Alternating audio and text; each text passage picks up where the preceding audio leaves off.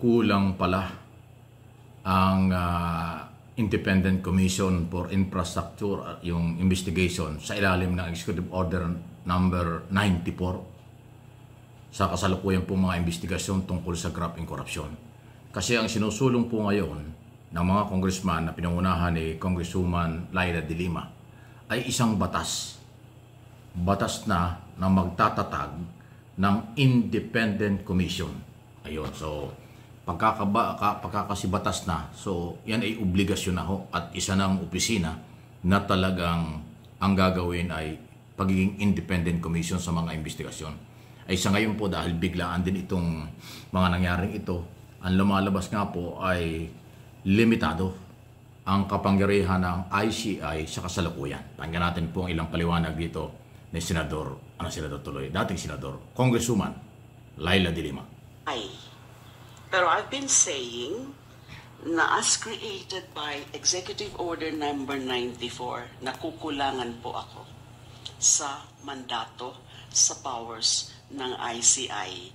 That's why we've been pushing for the enactment of yung aming House Bill number 4453. Authors po kami, 3 doon, 13 po kami na pumirma sa 4453. Now, we are hoping na ma-deliberate na po yan dito sa House of Representatives. Proposed bill na maganda ito. I actually brought it up already with a new speaker, and is very open and very receptive about it, that he will push for its speedy enactment, and that he would even try to convince the president to certify it as urgent. I think they will. Ayun, so ibig sabihin, sinasabi po ni Congresswoman de Lima na kung nakumbinsi niya yung kanyang mga kasamahan sa Kongreso at kasama mismo sa nakukumbinsi nila ay si Speaker the third, Faustino D, ang bagong speaker, na ito ay dapat maging isang batas. So papipirmahan nila sa Pangulo bilang maging certified urgent bill or pangunahing panukalang batas. Alam mo yung mga bill na ganito, pagka certified ng Pangulo, nabibigyan ng priority. At palagay ko tamang-tama ito.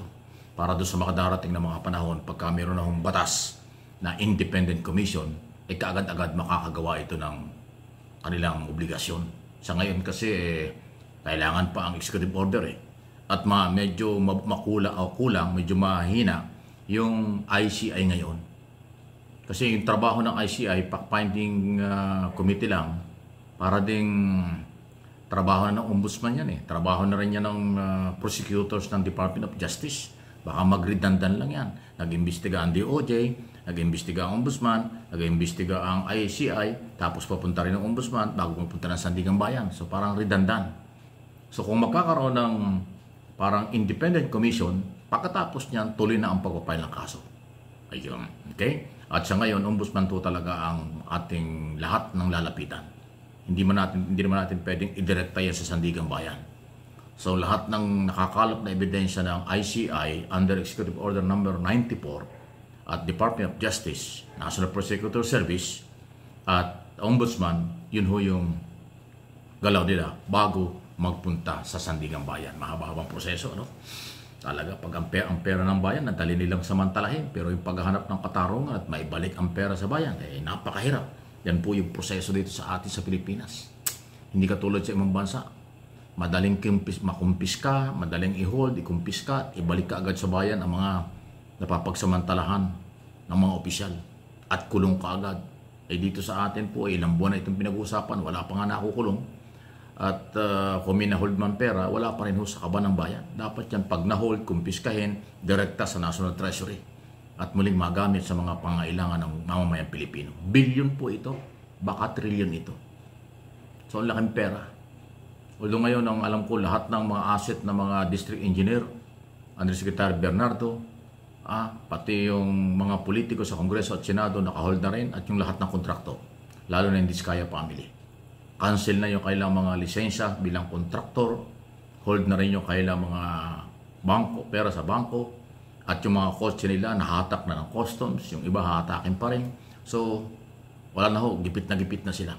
Ako, may bagong balita, no? Pag nasunod pala yung tungkol sa obligasyon ng kontraktor na Diskaya, tungkol sa mga violation sa kontrata, kailangan nilang magbayad ng tinatayang 300 bilyon. Wow! Ganong kalaki ang penalty, ganong kalaki ang pananagutan ng Diskaya sa gobyerno. Sabi ni Secretary Dizon, aabot ng 300 bilyon ang babayaran ng Diskaya family sa gobyerno dahil sa kailang paglabag dyan ho sa mga kontrata. Kasi ho, alam nyo, pagka under contract, dapat walang ghost project, walang substandard, wala hong kapalpakan, dapat pulidong-pulido kasi under contract yan. May pera, may time kung anong araw, inumpisa ng oras dapat matapos. Anong araw dapat matapos. Lahat yun na-violate. Lahat yun nilabag. Kaya ang sabi ng Public Works, pag kinuwenta mo yung mga violation ng Diskaya Construction Company, 7 yun o siyam yatang company yun. Pag kinuwenta mo, aabot ng 300 bilyon. So, mababangkrap talaga itong mga Diskaya. Kung ang nakuha nilang project sa gobyerno, 100 bilyon, pero ang kailang violation, ang kailang dapat bayaran ay 300, lugi pa sila. Kailangan talagang makukulong. Ganun po kasi, nasa batas yun eh. Pag hindi ka sumunod sa kontrata, meron kang penalty, meron kang kabayaran gagawin.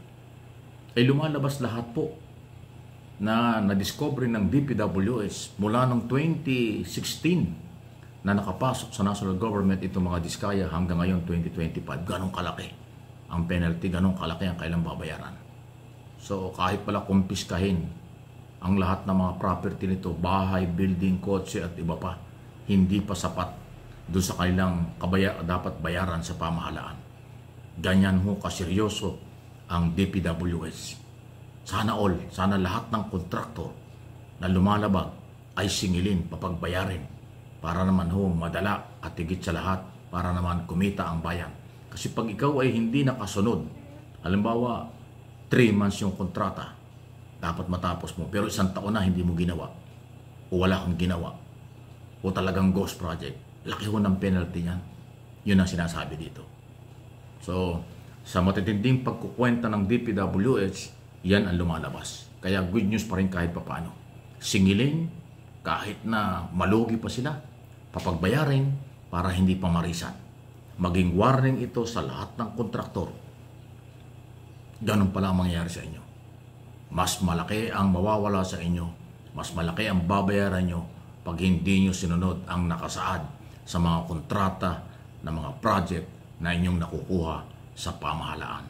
Magandang balita yan. Sana ay magkatotoo para makabawi tayo sa mga abusadong ito.